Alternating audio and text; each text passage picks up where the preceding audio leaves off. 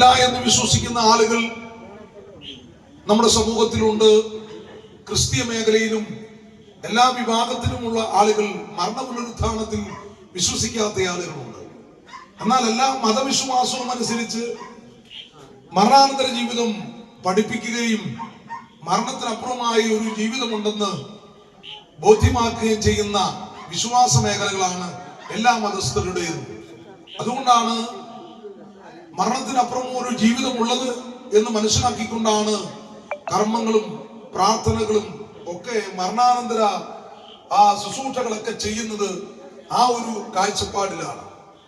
അപ്പൊ എല്ലാ വിഭാഗത്തിലുള്ള ആളുകളും മരണാനന്തര ജീവിതത്തെ പ്രതീക്ഷിക്കുന്നു, അതിനുവേണ്ടി ആഗ്രഹിക്കുന്നു എന്നുള്ളത് നാം വ്യക്തമായി തിരിച്ചറിയണം. അപ്പോൾ തന്നെ ക്രിസ്തീയ ജീവിതത്തിന്റെ പ്രത്യാശ അല്ലെങ്കിൽ ക്രിസ്തീയ ജീവിതത്തിൽ കൂടെ ലഭിക്കപ്പെടുന്ന മരണപുനരുത്ഥാനം അത് ക്രിസ്തുവിനെ ചൂണ്ടിക്കാണിച്ചുകൊണ്ടാണ് ബൈബിൾ നമ്മെ പഠിപ്പിക്കുന്നത്. യേശു ക്രിസ്തുവിന്റെ മരണപുനരുത്ഥാനമാണ് ക്രിസ്തുയേശുവിൽ വിശ്വസിക്കുന്നവർക്ക് ലഭിക്കപ്പെടുന്ന മരണപുനരുത്ഥാനത്തിന്റെ ആധാരം എന്ന് പറയുന്നത്. അതുകൊണ്ട് തന്നെ മരണപുനരുത്ഥാനത്തിൽ വിശ്വസിക്കാത്ത ആളുകൾ ഏതൊരു കാലത്തിലും ഉണ്ട്. യേശു ക്രിസ്തുവിന്റെ കാലഘട്ടങ്ങളിലും അങ്ങനെയുള്ള ആളുകൾ ഉണ്ടായിരുന്നു. നമുക്കറിയാം, മർക്കോസിന്റെ സുവിശേഷം 12-ാം അധ്യായത്തിന്റെ 18 മുതലുള്ള വാക്യങ്ങൾ നാം വായിക്കുമ്പോൾ നമുക്കവിടെ കാണുവാൻ കഴിയുന്നത് മരണപുനരുത്ഥാനത്തെ വിശ്വസിക്കാത്ത ആളുകൾ, അവരുടെ പേര് അവിടെ പുസ്തകത്തിൽ കൊടുത്തിരിക്കുന്നത് സാധുക്യരെന്നാണ്. സാധുക്യരെ സംബന്ധിച്ച് പറഞ്ഞു കഴിഞ്ഞാൽ മനുഷ്യനിൽ ആത്മാവില്ലെന്നും ദൂതന്മാരില്ലെന്നും വിശ്വസിക്കുന്ന ഒരു കൂട്ടം ആളുകളാണ് സാധുക്യർ എന്ന് പറയുന്ന ആളുകൾ. നിങ്ങൾ ശ്രദ്ധിച്ച് കേൾക്കണമേ. അവരെ യേശുക്രിസ്തുവിന്റെ അടുക്കൽ മരണപുനരുത്ഥാനത്തിനെതിരായ ഒരു കുടുക്കു ചോദ്യം തയ്യാറാക്കി കടന്നു ചെല്ലുകയാണ്. ആ കുടുക്കു ചോദ്യത്തിനുള്ള കൃത്യമായിട്ടുള്ള മറുപടി യേശുക്രിസ്തു പറയുന്നുണ്ട്. ആ കുടുക്കു ചോദ്യം ഇതാണ്: മോശയുടെ ന്യായപ്രമാണത്തിൽ നിന്നാണ് ഒരു ചോദ്യം ചോദിച്ചത്. ആ ചോദ്യം എങ്ങനെയാണ്? ഒരു വീട്ടിൽ 7 പേരുണ്ടായിരുന്നു. മൂത്തയാൾ വിവാഹം കഴിച്ചു, മക്കളില്ലാതെ മരിച്ചുപോയി. മോശയുടെ ന്യായപ്രമാണം അനുസരിച്ച് ഈ ജ്യേഷ്ഠന്റെ ഭാര്യയെ ദേവധർമ്മം നടത്തി അവർക്കുണ്ടാകുന്ന ആദിജാതനെ മരിച്ചുപോയ ജ്യേഷ്ഠന്റെ പേരിൽ മാറ്റി നിർത്തണം. അങ്ങനെ മൂത്തയാള് വിവാഹം കഴിച്ചു, മക്കളില്ലാതെ മരിച്ചു. രണ്ടാമത്തെ ആള് സ്വീകരിച്ചു, മക്കളില്ലാതെ മരിച്ചു. അങ്ങനെ ഈ 7 പേരും ഈ ഒരുവളെ വിവാഹം കഴിച്ചു. ഈ ഒരുവളും ഈ 7 പേരും മരിച്ചു.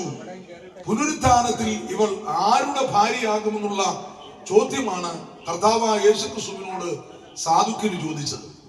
യേശുക്രിസ്തുവിന്റെ മറുപടിയിൽ 3 പദങ്ങൾ ഉണ്ട്. മർക്കോസ് 18:12-18 വാക്യങ്ങളിൽ യേശു അതിന് മറുപടി പറയുന്നത് ഇങ്ങനെയാണ്. 3 പദങ്ങൾ അതിനകത്തുണ്ട്. ആ 3 പദത്തിൽ ഒരു പദം ഇതാണ്: തിരുവെഴുത്തുകളെയും ദൈവശക്തിയെയും അറിയാകയാൽ നിങ്ങൾ തെറ്റിപ്പോകുന്നു എന്ന് പറഞ്ഞാൽ സാധുക്കർക്ക് കർത്താവ് കൊടുത്ത മറുപടി ഇതാണ്: തിരുവെഴുത്തുകൾ നിങ്ങൾക്ക് അറിയത്തില്ലാത്തത് കൊണ്ടാണ് നിങ്ങൾ തെറ്റിപ്പോകുവാൻ കാരണമായി തീർന്നത്. പ്രിയപ്പെട്ടവരെ, നമ്മുടെ ക്രിസ്തീയ ജീവിതത്തിന്റെ പുനരുത്ഥാനത്തിന്റെ ആ ഉറപ്പ് നമുക്ക് നൽകുന്നത് തിരുവെഴുത്താണ്, സത്യവേദ പുസ്തകമാണ്. ആ തിരുവചനത്തിൽ നമുക്ക് ആഴമായ പുനരുത്ഥാനത്തെ കുറിച്ചുള്ള പഠനം നമുക്ക് നൽകിയിട്ടുണ്ട്. നമ്മുടെ കർത്താവിന്റെ വാക്കുകളിൽ കർത്താവ് പറയാണ്, പുനരുത്ഥാനം ഉണ്ടാകുന്ന അല്ലെങ്കിൽ പുനരുത്ഥാനത്തിൽ വിവാഹത്തിന് കൊടുക്കപ്പെടുന്നില്ല, വിവാഹം കഴിക്കുന്നില്ല. രണ്ടാമത്തെ കാര്യമാണ്, ഒന്ന് നമ്മൾ മനസ്സിലാക്കി തിരുവെഴുത്തുകളെ കുറിച്ച് അറിവില്ലാത്തത് കൊണ്ട് തെറ്റിപ്പോകും. 2, വിവാഹത്തിന് കൊടുക്കപ്പെടുന്നില്ല, വിവാഹം കഴിക്കുന്നില്ല. 3, ദൈവദൂതന്മാരെ പോലെ ആയിത്തീരും. പ്രിയപ്പെട്ടവരെ, നമ്മുടെ കർത്താവ് പുനരുത്ഥാനത്തെ കുറിച്ച് കുടുക്കു ചോദ്യം ചോദിച്ച ആ സാധുക്കൾക്ക് കൊടുത്ത മറുപടി ഇതാണ്: 1, തിരുവെഴുത്തുകളെ കുറിച്ച് നിങ്ങൾ അറിയണം. 2, തിരുവെഴുത്തുകളെ കുറിച്ച് അറിയുക മാത്രമല്ല, മരിച്ചവർ വിവാഹത്തിന് കൊടുക്കപ്പെടുന്നില്ല, വിവാഹം കഴിക്കുന്നില്ല. 3, മരിച്ചവർ ദൈവദൂതന്മാരെ പോലെ ആയിത്തീരും. നമ്മുടെ കർത്താവായ യേശുക്രിസ്തുവിന്റെ വാക്കുകൾ നമുക്ക് പൂർണ്ണമായി വിശ്വസിക്കുവാൻ കഴിയണം.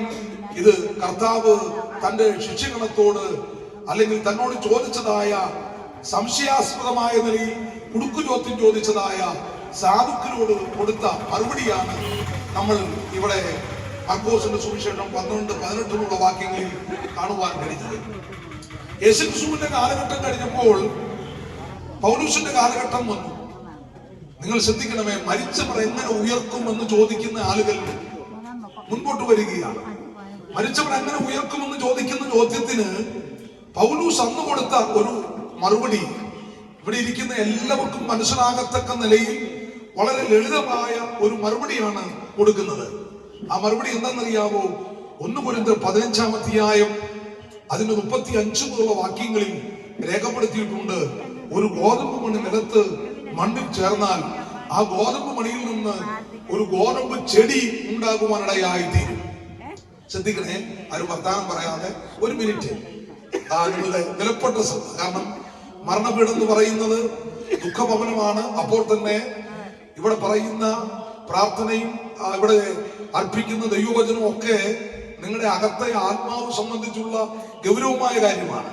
അതുകൊണ്ട് നിങ്ങൾ ഏത് മതസ്ഥരാണെങ്കിലും എല്ലാവരിലും ആത്മാവുണ്ട്. ആ ആത്മാവിന് നിത്യതയുണ്ട്. ആ നിത്യതയെ കുറിച്ചുള്ള വചനം എന്താണ് പറയുന്നത് എന്ന് കേട്ട് നമുക്ക് നമ്മുടെ ജീവിതത്തെ ദൈവത്തിങ്കിലേക്ക് അടുപ്പിക്കുവാൻ ഒരിക്കൽ കൂടെ കഴിഞ്ഞാൽ അതൊരു ഭാഗ്യം തന്നെയാണ്.